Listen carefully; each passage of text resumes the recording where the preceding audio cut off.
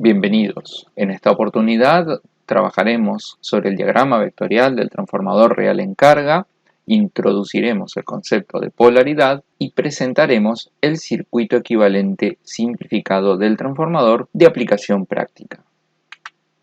A la derecha de la pantalla tenemos el circuito equivalente completo que analizamos en una presentación anterior, en tanto que a la izquierda de la pantalla el diagrama vectorial completo que iremos analizando paso a paso y a continuación.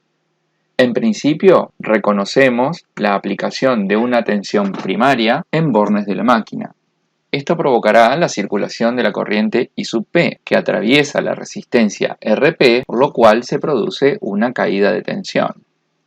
Nótese que esta caída de tensión está en fase con el fasor I sub 1. Continuando, reconocemos la caída de tensión en la rectancia XP, en cuadratura con la anterior. Si continuamos, nos encontramos en este nodo.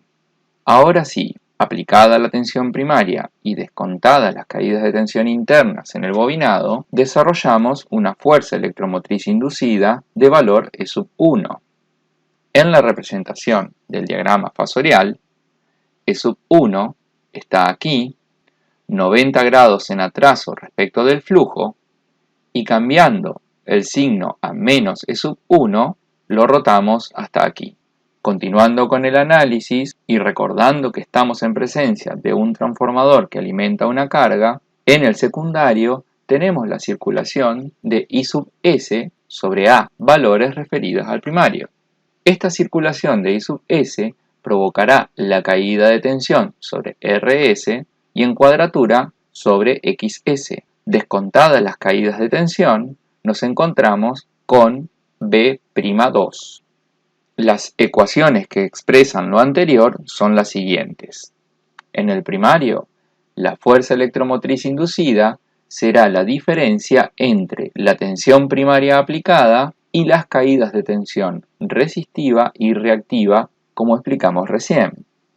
En tanto que en el secundario, la obtención de la tensión en bornes se logra descontando las caídas de tensión en el bobinado secundario de la FEM inducida E sub 2. Pregunta para la clase. ¿De qué depende Φ1? Aprovechando que E'2 o E sub 2 referido al primario es igual a E sub 1, podemos orientar los vectores que representan las magnitudes del secundario en el primer cuadrante y simplificar el diagrama. De esta manera, la ecuación de tensiones en el primario se obtiene como sigue. Veamos.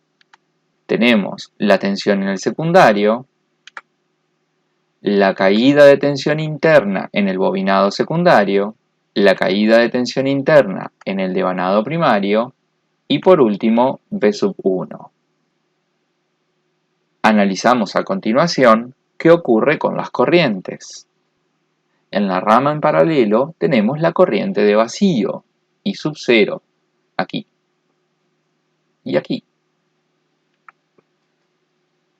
I sub 0, a su vez, alimenta dos ramas en paralelo, la corriente de magnetización que atraviesa XM y la corriente I sub A a través de RN. La corriente de magnetización se encuentra en fase con el flujo y la corriente activa que representa las pérdidas en el núcleo en cuadratura con el mismo. I sub 0 se obtiene por la suma vectorial de ambos fasores, en tanto que I sub S sobre A circula a través del devanado secundario, y en este caso se encuentra en atraso un ángulo Φ sub 2 respecto de B2. Si cambiamos el signo de I sub 2, lo podemos representar en el primer cuadrante. Y como sabemos por análisis de circuito, el valor de I sub 1 será igual a la suma fasorial de I sub S sobre A y de I sub 0. ¿Ya saben de qué depende Φ sub 1?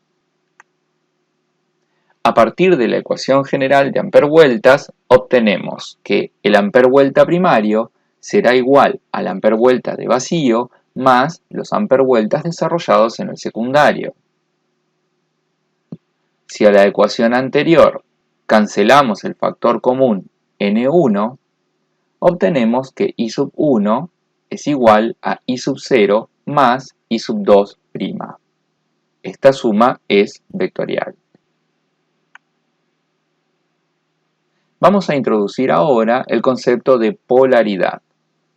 Tal vez hayan notado que uno de los extremos de cada devanado de un transformador monofásico está marcado con un punto, como se ve en la figura. La convención de puntos indica que una corriente que fluye hacia el extremo de un devanado marcado con un punto produce una fuerza magnetomotriz positiva, mientras que una corriente que fluye hacia el extremo de un devanado no marcado con un punto produce una fuerza magnetomotriz negativa. Si la corriente primaria fluye hacia adentro en el extremo marcado con el punto en el primario, la corriente fluye hacia afuera en el extremo marcado como un punto en el secundario.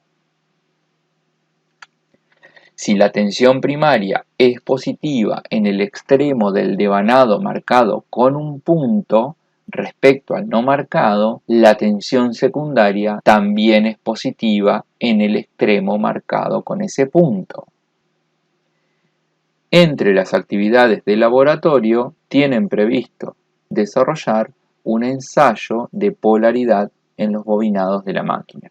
Y más adelante vamos a utilizar este concepto para acoplar transformadores monofásicos en paralelo.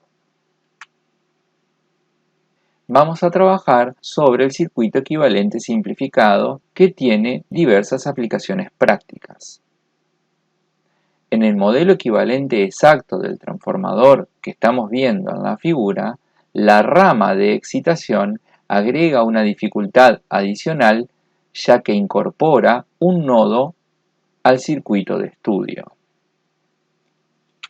Como en la práctica la corriente de excitación es mucho menor a la corriente primaria, la caída de tensión que se produce en la impedancia interna del bobinado suele ser despreciable. Y entonces no se comete mayor error representando el circuito como se ve en la figura. ¿Qué acabamos de hacer? Desplazamos la rama en paralelo hacia los extremos del bobinado primario. Las impedancias internas de la bobina se conectan en serie. Esto es, la resistencia primaria, la resistencia secundaria referida, la reactancia primaria y la reactancia secundaria referida.